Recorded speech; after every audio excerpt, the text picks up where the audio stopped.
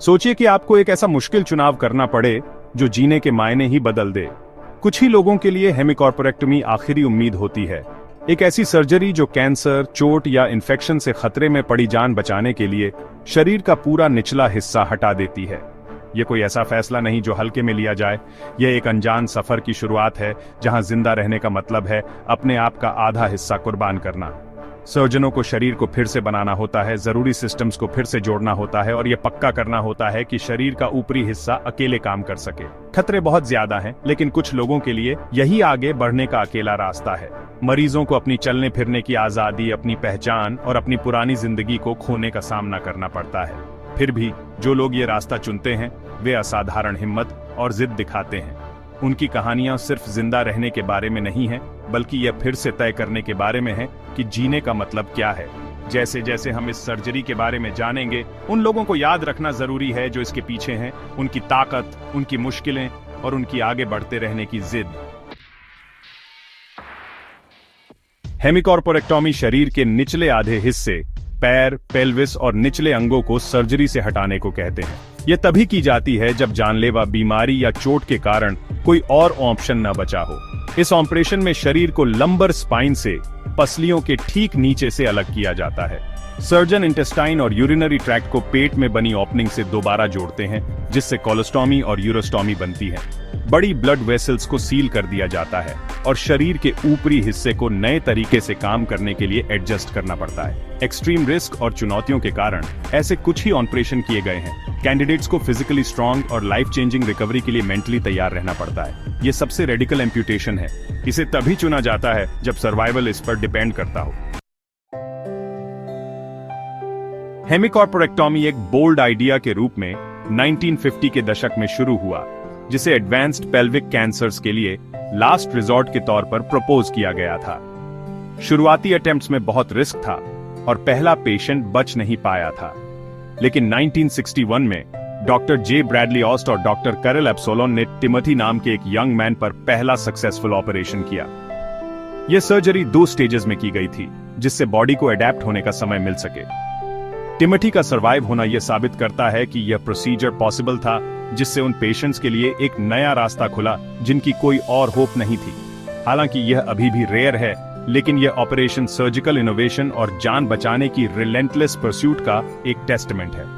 हर एक केस करेज की कहानी है, पेशेंट और मेडिकल टीम दोनों की। हेमिकॉर्पोरेक्टॉमी मेडिसिन के सबसे रेडिकल फिर भी लाइफ सेविंग अचीवमेंट्स में से एक है। टिमोथी, पहला हेमिकॉर्पोरेक्टॉमी सर्वाइवर, 29 साल की उम्र में टर्मिनल पेल्विक कैंसर का सामना कर रहा था।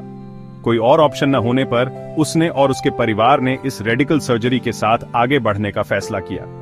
ऑपरेशन बहुत मुश्किल था। इसे 2 स्टेज में किया गया ताकि उसके शरीर को इस लॉस के लिए तैयार किया जा सके।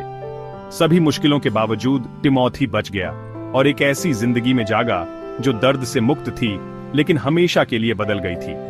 उसकी रिकवरी के लिए बहुत ज्यादा फिजिकल और इमोशनल स्ट्रेंथ की जरूरत थी। बैलेंस करना, चलना और एक नए शरीर के साथ एडजस्ट करना सीखना। टिमोथी के रेजिलियंस ने मेडिकल वर्ल्ड को इंस्पायर किया, यह साबित करते हुए कि ऐसी सर्जरी के बाद भी जिंदगी पॉसिबल थी। वह 8 महीने और जिया, दर्द से मुक्त रहा और अपने प्रियजनों के साथ फिर से जुड़ पाया। उसका केस फ्यूचर प्रोसीजर्स के लिए एक ब्लूप्रिंट बन गया। टिमोथी के करेज ने एक थ्योरेटिकल सर्जरी को एक रियल लाइफ सेविंग ऑप्शन में बदल दिया। हेमिकॉर्पोरेक्टॉमी से बचने के लिए बहुत सोच समझकर प्लानिंग और एक मल्टी डिसिप्लिनरी टीम की जरूरत होती है। यह प्रक्रिया पूरी तरह से शारीरिक और मनोवैज्ञानिक जांच से शुरू होती है। सर्जरी कई चरणों में होती है। पहले अंदरूनी रिकंस्ट्रक्शन, जिसमें कोलोस्टॉमी और यूरोस्टॉमी बनाना शामिल है। फिर हफ्तों बाद एम्प्यूटेशन किया जाता है। सर्जन रीढ़ को अलग करते हैं, बड़ी नसों को बांधते हैं और निचले शरीर को हटा देते हैं। फिर बचे हुए टिश्यू से घाव को बंद करते हैं। ऑपरेशन के बाद गहन देखभाल जरूरी है। यह इन्फेक्शन की निगरानी करने, दर्द कंट्रोल करने और जरूरी शारीरिक कामों में मदद करने के लिए होती है।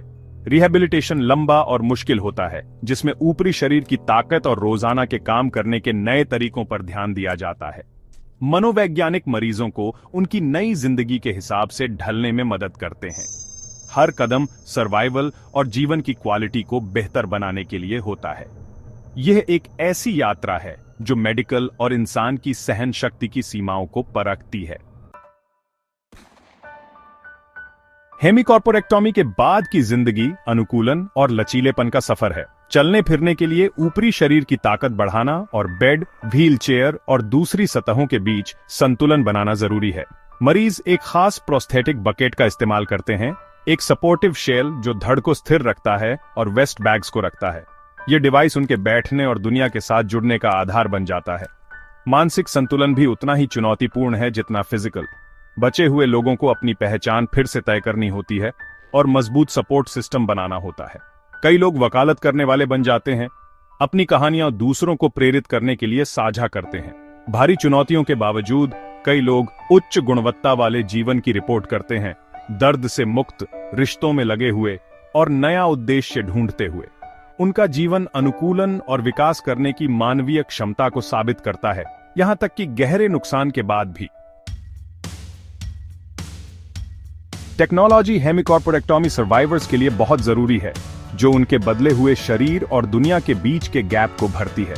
कस्टम प्रोस्थेटिक बकेट, जो एडवांस्ड मटेरियल से बनी होती है, स्थिरता और आराम देती है। हल्के कस्टमाइज्ड व्हील चेयर, मैनुअल या पावर्ड, गतिशीलता और आजादी को वापस लाते हैं। गाड़ियों में बदलाव जैसे हैंड कंट्रोल और लिफ्ट, काम और सोशल लाइफ के अवसर खोलते हैं। घरों को रैंप, एक्सेसिबल बाथरूम और रोजमर्रा की जिंदगी के लिए स्मार्ट टेक्नोलॉजी से अडेप्ट किया जाता है। ऑस्टोमी केयर में मेडिकल एडवांसेस वेस्ट मैनेजमेंट को ज्यादा डिस्क्रीट और आरामदायक बनाते हैं। वियरेबल हेल्थ मॉनिटर और टेली हेल्थ कॉम्प्लिकेशंस को जल्दी पकड़ने में मदद करते हैं।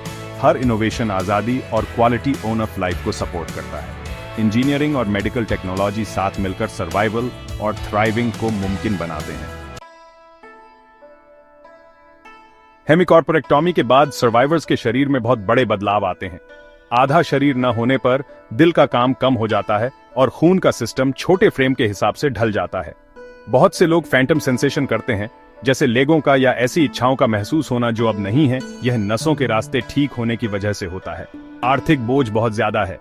सर्जरी, जिंदगी भर की देखभाल, कृत्रिम अंग और घर में बदलाव करने का खर्चा बहुत ज्यादा होता है। दुनिया भर में 100 से भी कम हेमिकॉर्पोरेक्टोमी दर्ज की गई है। यह प्रोसीजर कम होता है इसलिए नहीं कि यह फेल हो जाता है, बल्कि इसलिए कि इसकी जरूरत पड़ने वाली कंडीशन बहुत खास होती है। कैंडिडेट को सिर्फ पेल्विस में बीमारी होनी चाहिए और इतनी ताकत होनी चाहिए कि वे इस मुश्किल को सह सकें। हर सर्वाइवर की कहानी एक दुर्लभ मेडिकल केस है और इंसान के लचीलेपन का सबूत है। उनकी यात्राएं सिर्फ मेडिकल उपलब्धि नहीं, बल्कि सर्वाइवल की सामाजिक आर्थिक चुनौतियों को भी दिखाती हैं। हेमिकॉर्पोरेक्टोमी आखिर में सर्वाइवल, पहचान और अटूट ह्यूमन स्पिरिट की कहानी है। यह शरीर को अलग करता है, लेकिन इंसान के एसेंस को नहीं। सर्वाइवर्स को उनकी हिम्मत से पहचाना जाता है, न कि उन्होंने क्या खोया है उससे। उनकी जर्नी हमें सिखाती है कि सच्ची ताकत रेजिलियंस और एडेप्टेशन में है। जैसे जैसे मेडिसिन आगे बढ़ती है, हेमिकॉर्पोरेक्टोमी के सबक बने रहते हैं, जो हमें जीने की इच्छा का सम्मान करने की याद दिलाते हैं। ये कहानियां उम्मीद की किरण हैं, जो दिखाती हैं कि अकल्पनीय नुकसान के बाद भी जिंदगी फल फूल सकती है। वे हमें फिजिकल से परे अंदर की स्पिरिट को देखने की चुनौती देती हैं। आखिर में यह सिर्फ सरवाइव करने के बारे में नहीं है, यह इंसान होने के मतलब को आगे बढ़ाने के बारे में है।